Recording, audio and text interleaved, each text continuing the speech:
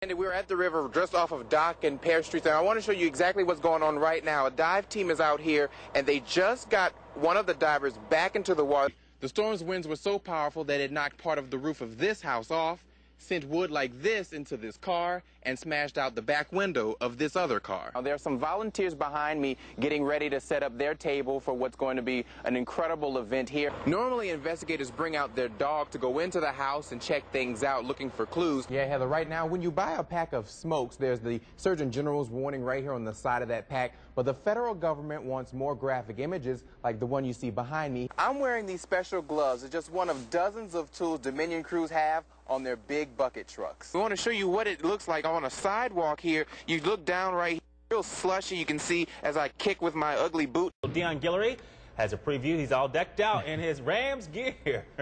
Yeah, great. There's a checklist you have to go through before the game. You've got the T-shirt, check, the bandana, check, and, of course, the game food. This is NBC 12 News.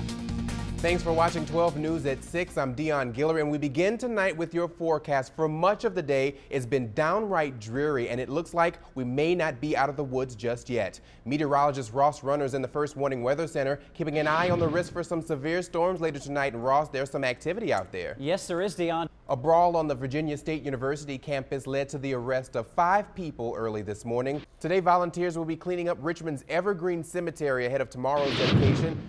A heroic 8-year-old boy was laid to rest in Wise County today. He's being credited with saving the lives of his mother and younger brothers as their trailer went up in flames earlier this week. Drew Hinesley has this heartbreaking story.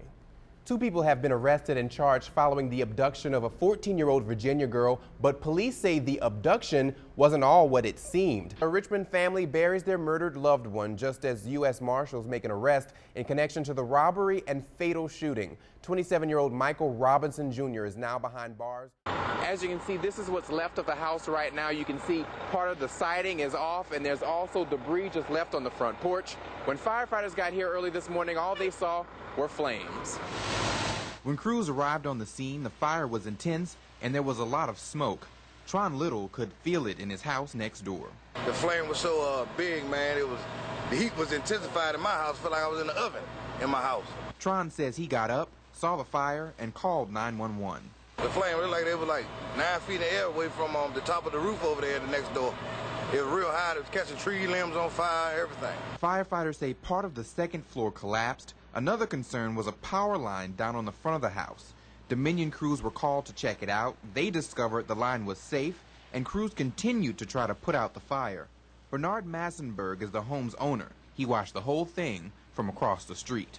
I got a call this morning that the house was burning about 6 o'clock, so I came around in there, and this is what I found. Bernard says he was renovating the house to rent it out. He says he's had some trouble here before, but never anything like this. We've had some vandalism here, and Saturday I discovered that someone had been in there and tried to set the house afire.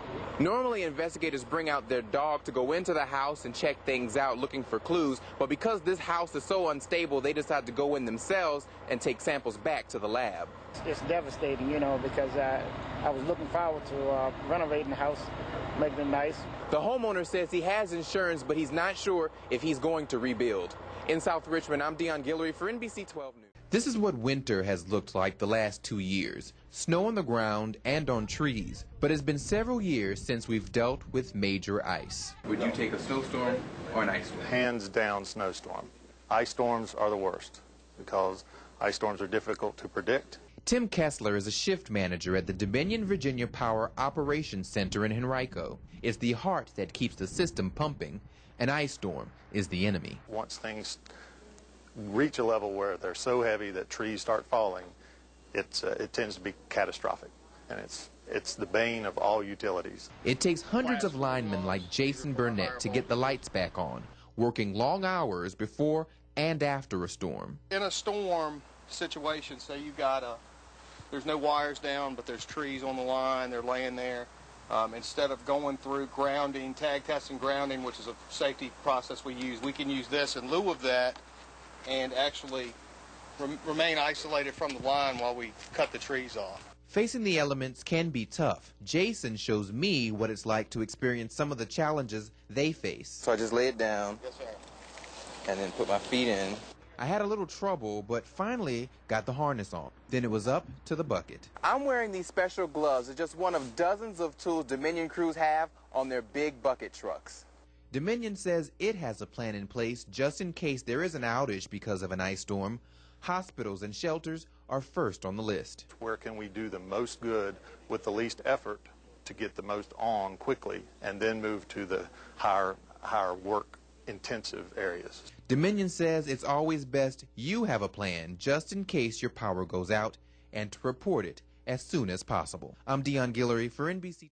The biggest concern right now is the building behind me. Students haven't had classes here because it's being renovated. So far, $500,000 has been poured into this renovation project, and the school board is concerned that it may not be ready for the January 9th start date.